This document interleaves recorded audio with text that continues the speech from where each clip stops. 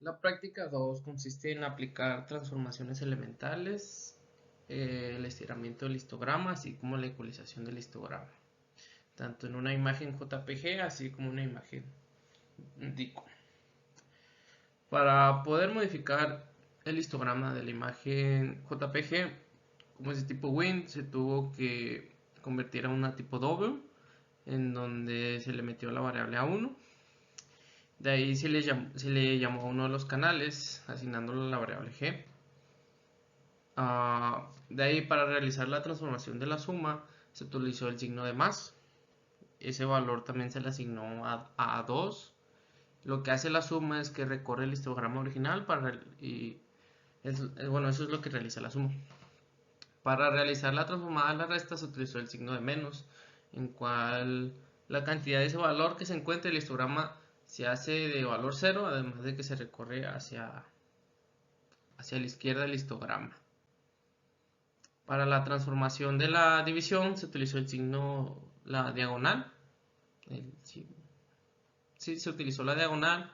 Esta se le asignó a la variable A4, en la que se observó el histograma que se comprimió su amplitud, pero que se comprimió su longitud conservando su amplitud, además de que se tuvo que utilizar round para tener números enteros en la división.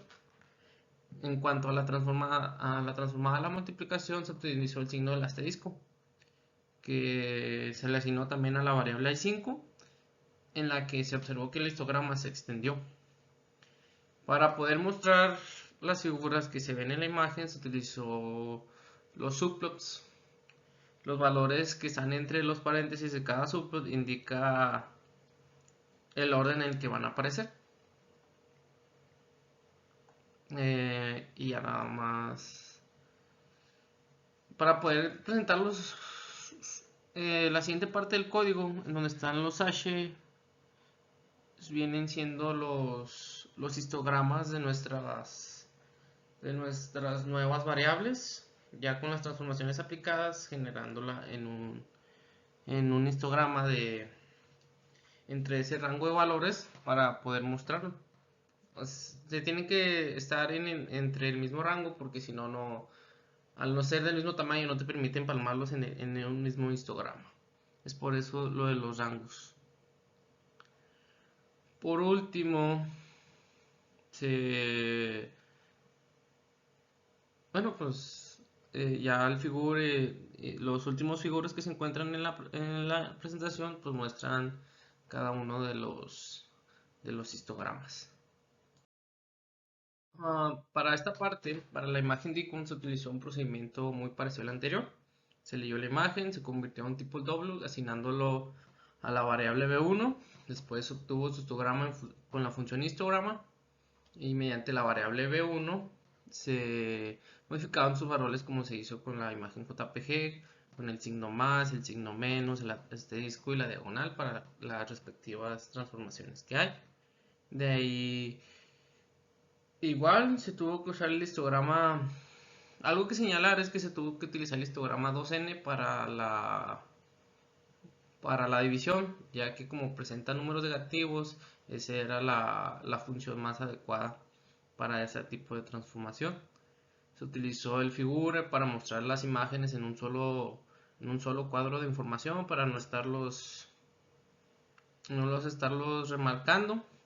E igual con los histogramas se tuvo que meter un rango. Si queríamos poner varios en un solo, necesitamos ponerlos entre los mismos rangos, entre 1 y 290, y como la de la resta la colocamos aparte, pues esa no afectamos tanto sus rangos.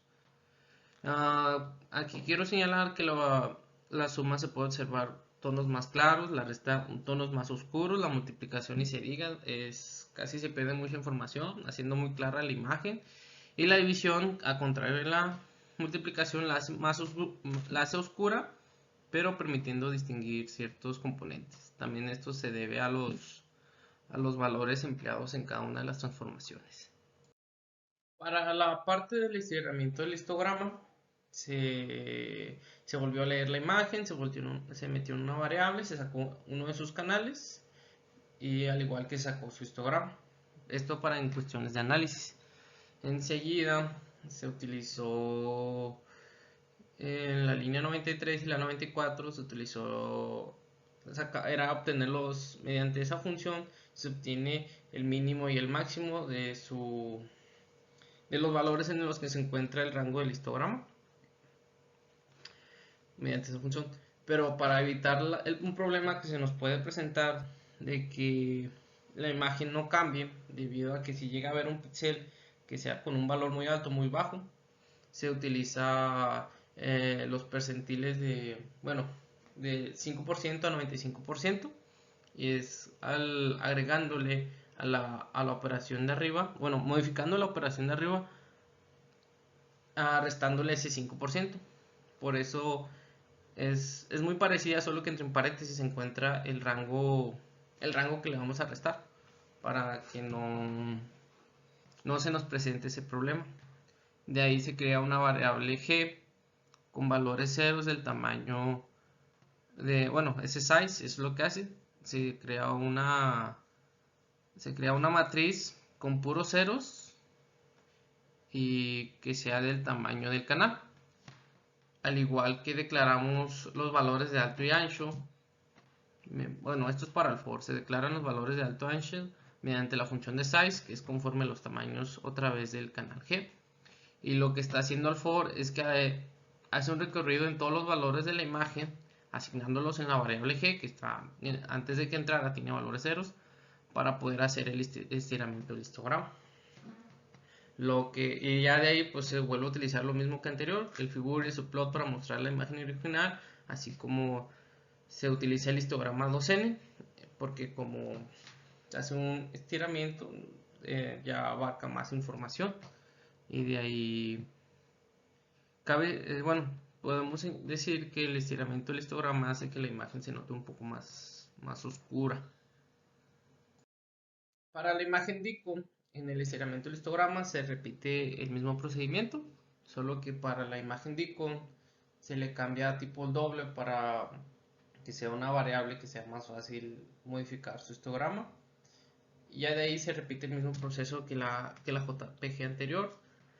La ventaja de en este caso es de que podemos observar es más visible el cambio, en cómo afecta el estiramiento del histograma, haciendo que la imagen sea, como se había dicho, se haga un poco más oscura, y en dado caso pues resalte más ciertos componentes debido a esa oscuridad. Para la ecualización del histograma se saca el histograma del canal, como lo habíamos hecho anteriormente. Se usa una variable suma, en donde lo que hacemos es recorrer el valor del índice 0. Enseguida se crea una variable g3 del tamaño del canal. El primer for va de 1 a 255 porque como se recorrió el valor 0. La primera vez que entra el for al barrido le asigna el primer valor, que es 2. Después entra un contador donde suma el índice anterior con el índice actual, para cuando vuelva a hacer ese barrido el for le agregue los valores anteriores al índice actual. Se podría decir que el primer for actúa como un acumulador. De ahí, como lo hicimos en el estiramiento, se obtiene el ancho y alto con la función size de nuestro canal, para después con la variable np, mediante el producto del alto y el ancho, asignándole a un tipo double, se obtiene la cantidad total de píxeles, para después en la variable POC, el propósito mediante esa forma es como obtenemos la probabilidad de cada frecuencia, y en la variable ACDF es donde se obtiene la probabilidad de distribución, que en conjunto están evaluando el valor de cada imagen. El segundo for se trabaja